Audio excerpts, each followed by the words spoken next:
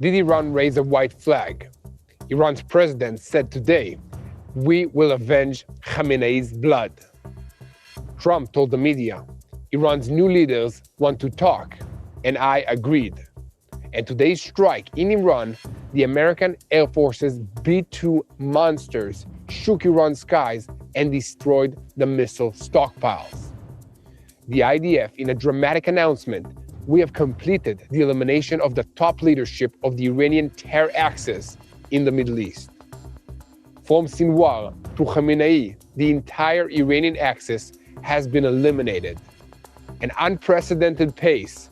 The amount of munitions dropped so far, and the US-Israel tactic that is confusing the Iranians will be revealed. And at these moments, the Israeli Air Force announced the end of another round of a powerful strike inside Tehran. The target, the operational tool of the Revolutionary Guards. All the details coming up very soon.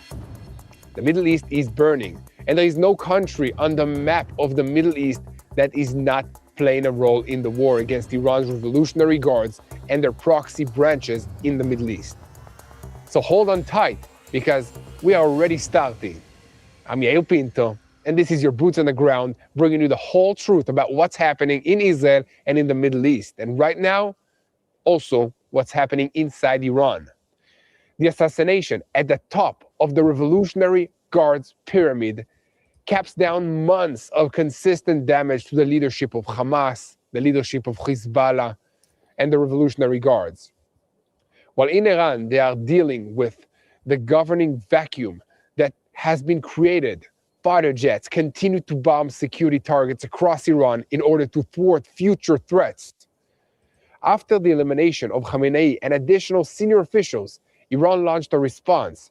Not only Israel is in the crosshairs, but also Gulf states and additional American targets. In a broad strike that lasted less than 24 hours, Israel hit headquarters, missile launchers, and Iranian fire arrays. In addition, Israel and the United States reduced the Iranian threat and emphasized air superiority. 40 commanders were eliminated, including Iran's chief of staff, and new details on the opening blow are revealed now.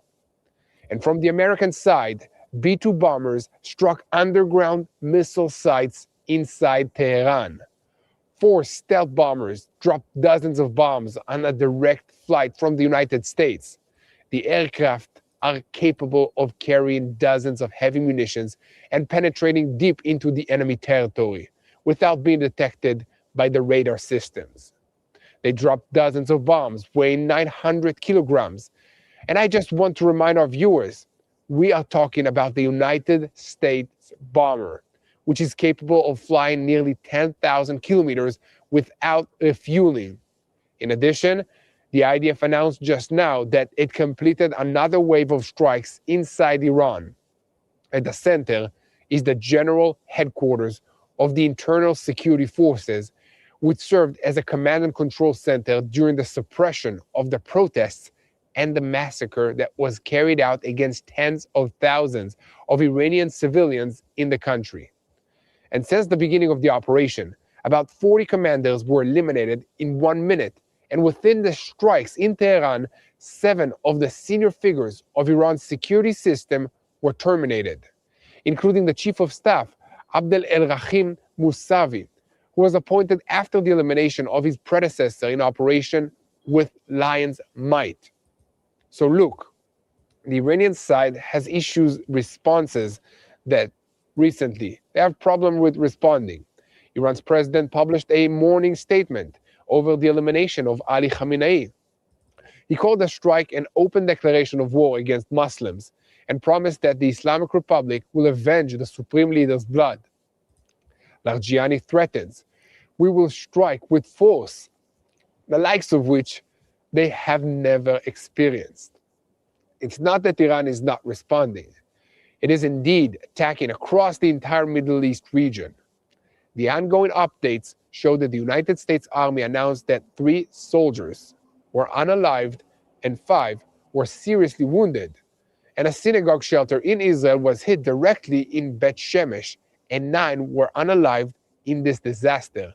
and the United Arab Emirates intercepted 500 Iranian UAVs and fragments of them that caused minor blast injuries to an Israeli woman and her son, and in a building where the Israeli embassy is located in Abu Dhabi.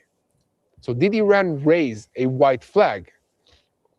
The American president told media outlets in the United States the Iranians could have made a deal earlier, but they played it too smart.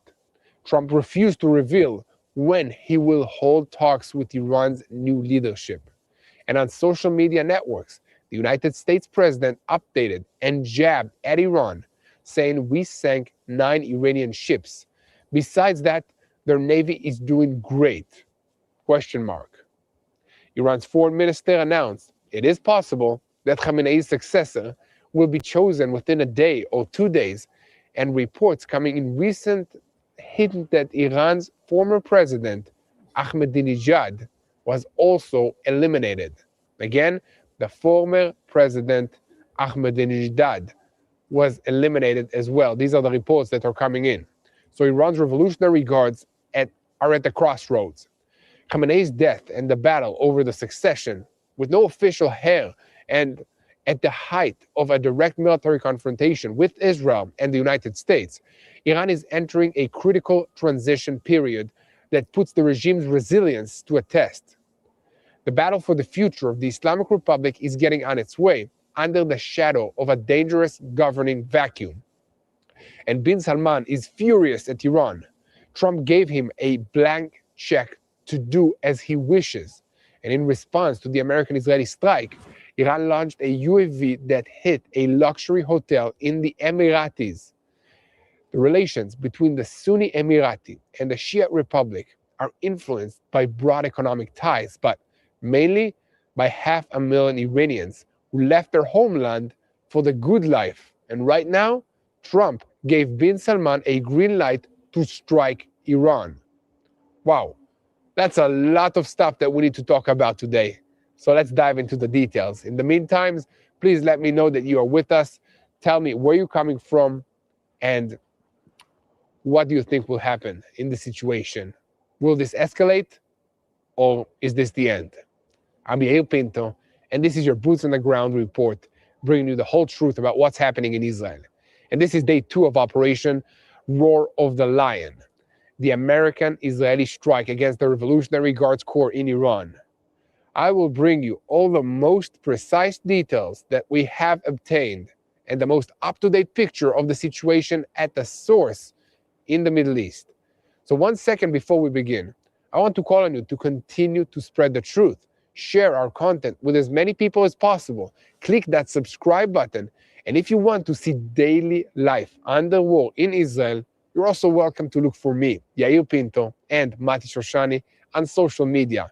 We upload content behind the scenes that show how it is to live here under war. Let's continue. Powerful explosions are being heard right now in Tehran, minutes after the IDF's announcement about another wave of strikes in the heart of the capital.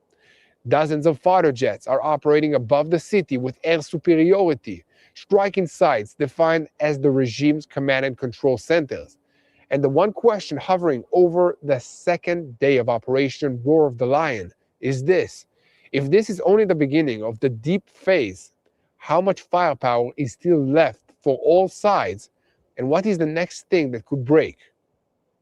This is the second day of the campaign, and the story here is first and foremost a clear operational timeline, an opening strike that tries to destabilize the system from the top, a very rapid move to air superiority, and then a systematic attack on the capability chain, launchers, fire arrays, air defenses, command and control, and the infrastructures that hold the mechanism from within. And during the day, the IDF reports the completion of another wave of strikes in Tehran. The focus? The general headquarters of the Internal Security Forces, the command center that connects the senior echelon to the forces on the ground and is defined as a junction of control, activation, and suppression. In parallel, the Taralach headquarters was also attacked and described as Tehran's defense headquarters. The operational meaning is clean. This is not a symbolic strike. This is an attempt to hit the brain that runs the system, precisely at the moment that it is trying to regain its footing. But it did not start today. In the opening strike of the operation, the IDF describes a fast and precise action against gathering points of Iran's security leadership in Tehran. Within a very short window, a broad hit to the command spine is described. The IDF confirms that Iran's chief of staff, Abdel el-Rahim Mousavi, was eliminated, and together with him, 6 additional senior officials at the top of the security leadership.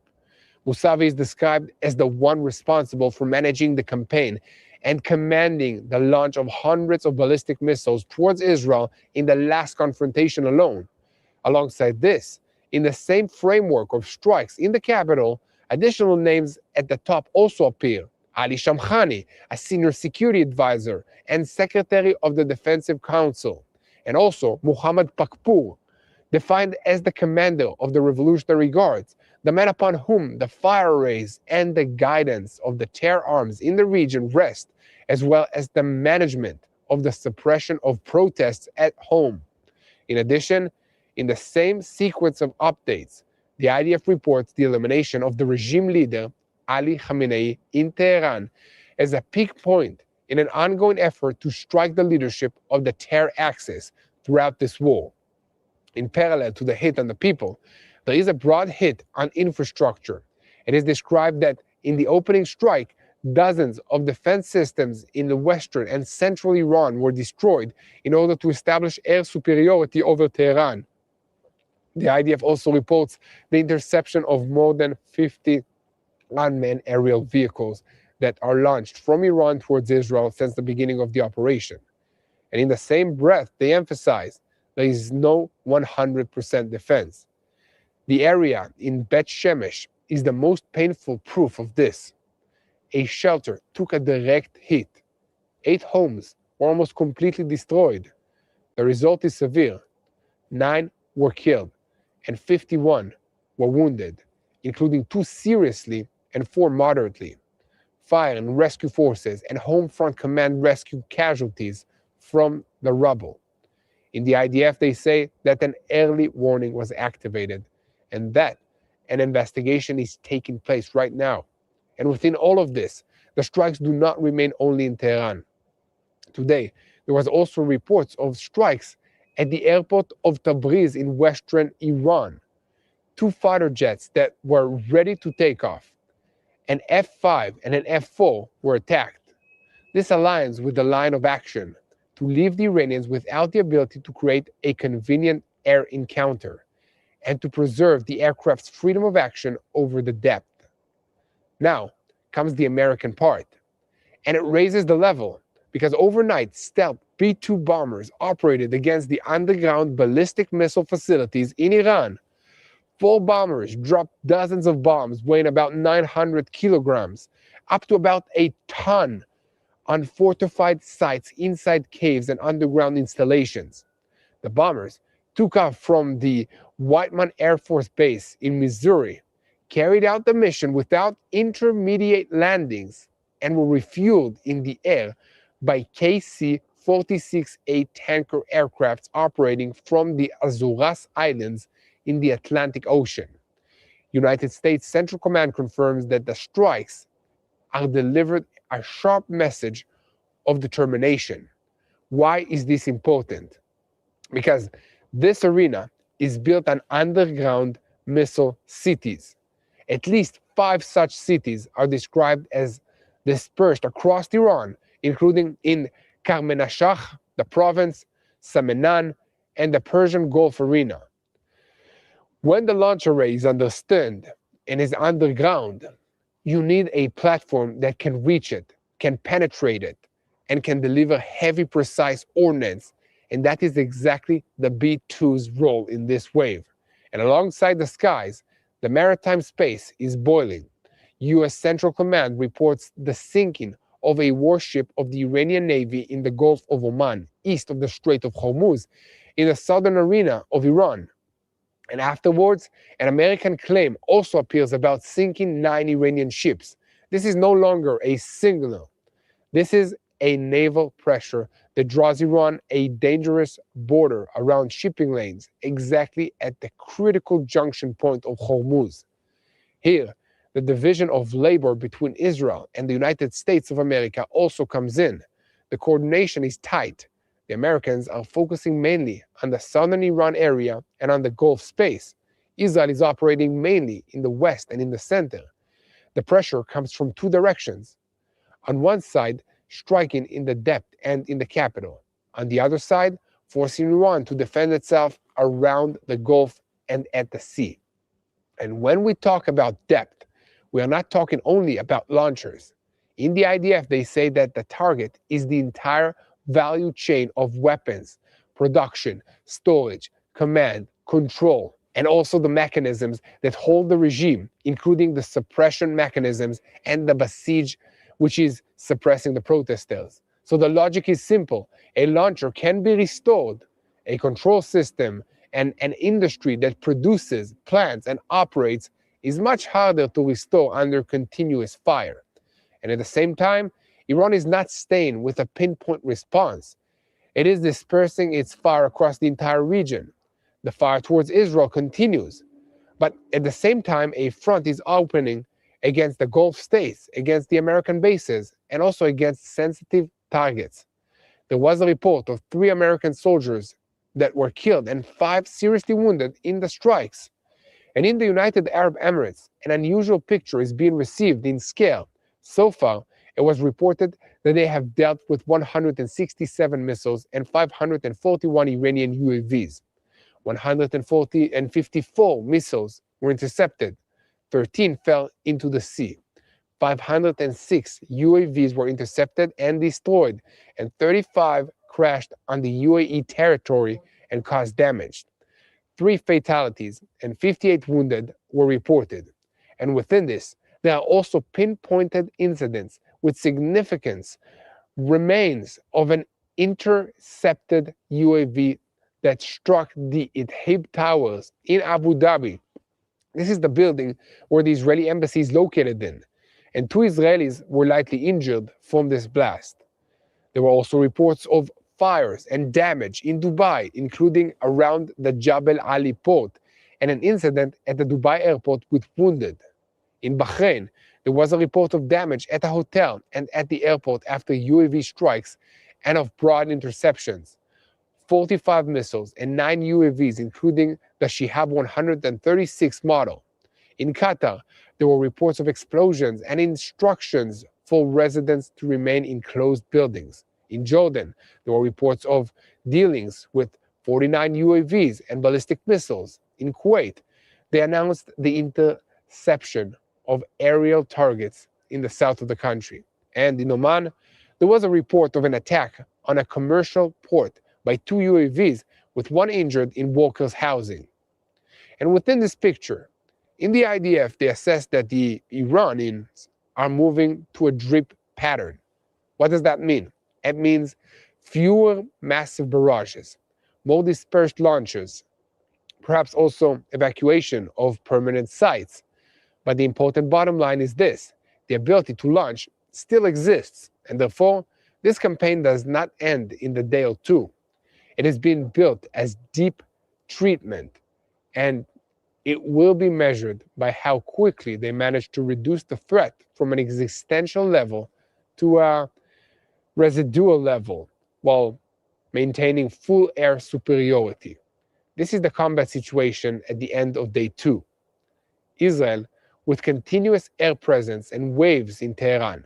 The United States of America, with stealth bombers and heavy munitions against underground missile sites, and with naval pressure around the Strait of Hormuz, and Iran trying to hurt the entire region. Israel and the Gulf together, through missiles and UAVs, and by means of broad dispersion of fire. And if we need to summarize this only in 2 sentences, the fire here is still at its peak. And the gap between impressive interception and 1 penetrating hit is the gap of entire lives. And the question that already leads us to the next report is, after 2 days of deep strikes, are the Revolutionary Guards in Iran raising a white flag? Let me know what you think in the comments. I'm Yair Pinto, and this is your Boots on the Ground report, bringing you the full truth about what's happening in Israel and in Iran and in the Middle East. So keep spreading the truth. Share our content with as many people as possible. Click that subscribe button so that you never miss another episode of Boots on the Ground. When people think about supporting the IDF soldiers, they think about food. They think about a barbecue, a quick morale boost. But Israel is now at war with Iran. And this is not a moment for small gestures. This is a moment for action that saves lives. Through donations at bless-israel.org, Meir Panim is providing real battlefield support. Tens of thousands of helmets, vests, and other gear that they need. Personal combat gear that stays with each soldier, ready when the call comes. And right now, that call can come at any hour. More than 150 life-saving drones have already been delivered, tools that are actively rescuing wounded soldiers under fire. When soldiers are injured, adaptive clothing restores the dignity. When families lose a son, full Shiva meals arrive at their door.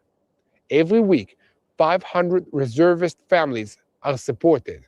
1,500 soldiers are fed every single day, and over 110,000 soldiers are strengthened through morale programs.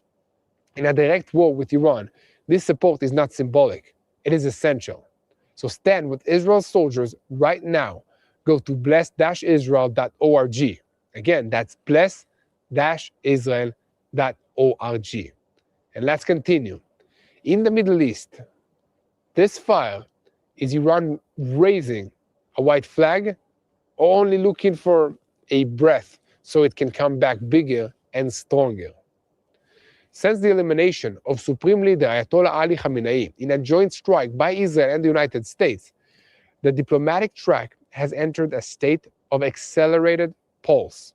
In Tehran, they declared 40 days of mourning, but at the same time, the lines of communication began to move, not in front of the cameras, through intermediaries, through messages, through wordings that tries to keep a door open without looking weak. The public message of Iran's leadership remains tough. Iran's president, Masoud Pezeshkian, published a harsh warning statement and promised revenge. He described Khamenei's elimination as a declaration of war and stated that blood revenge is a duty and a right of the Islamic Republic. Ali Larijani added threats of his own, with even sharper warnings. We will strike with a force that they have never experienced, and we will burn your heart.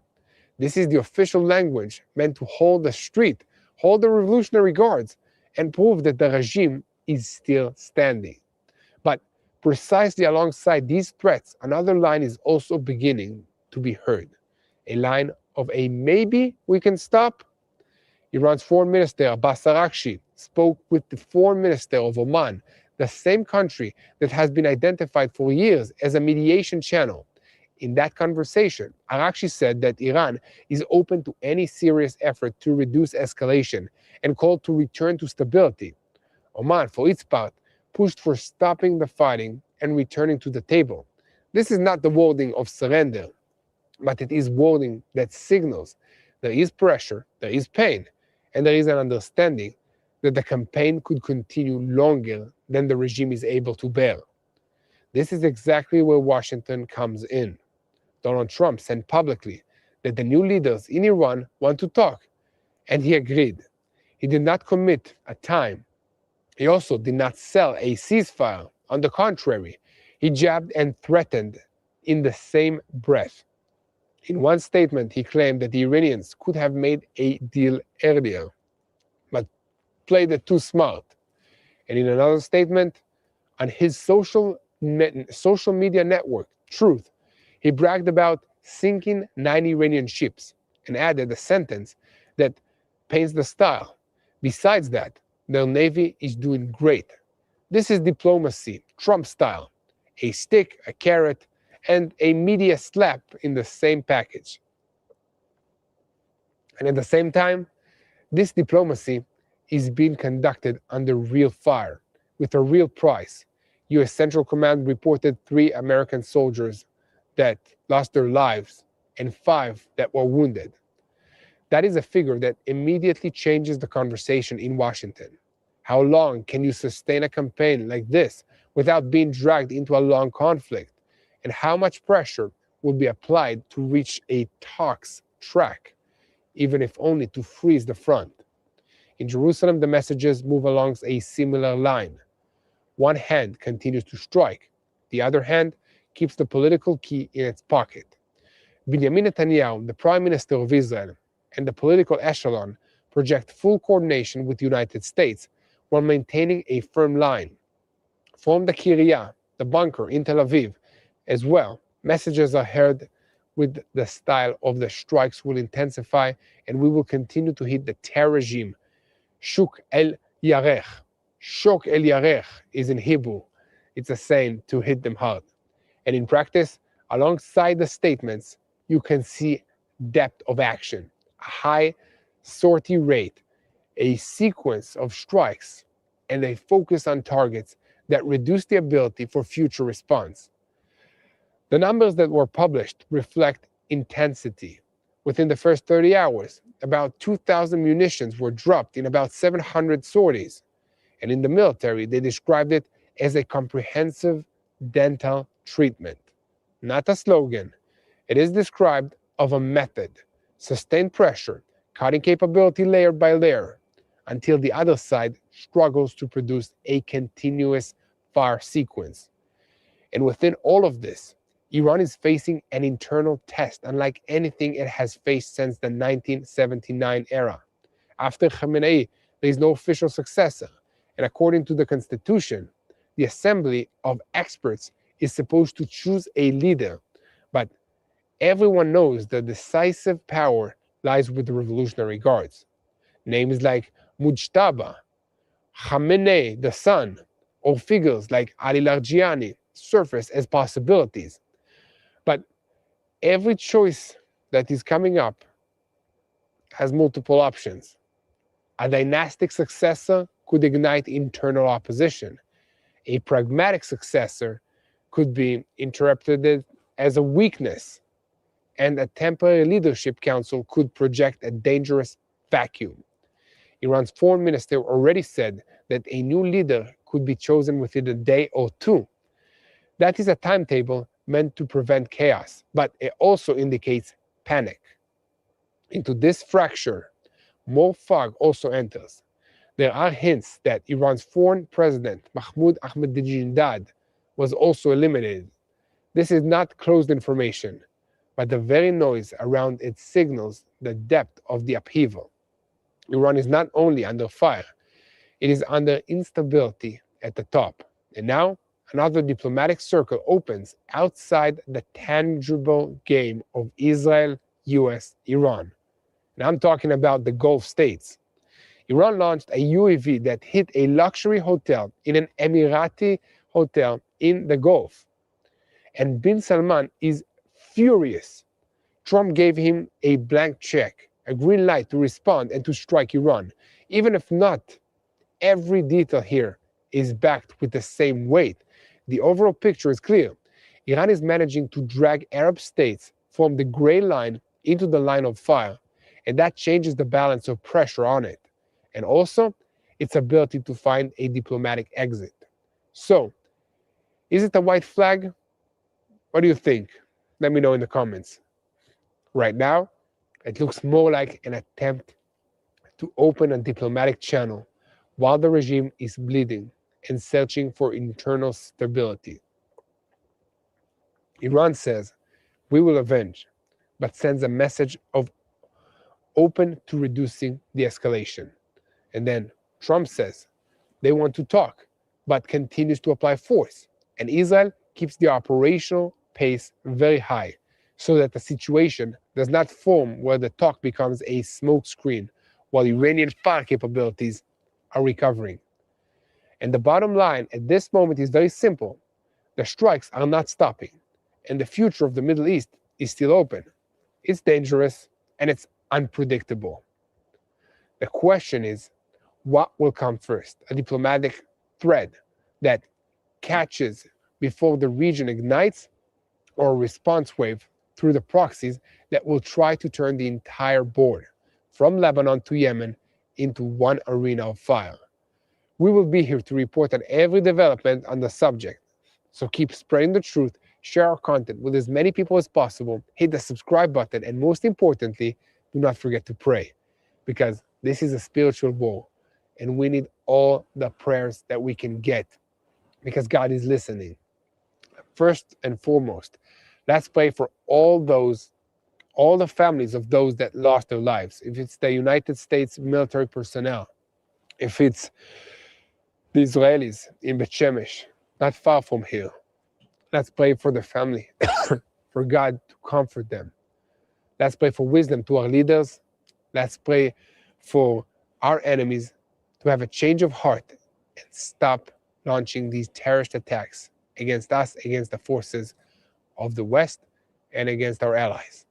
Let's pray for God to protect our loved ones. Let's pray for the mental health of our children that need to rush to bomb shelters so many times every single day.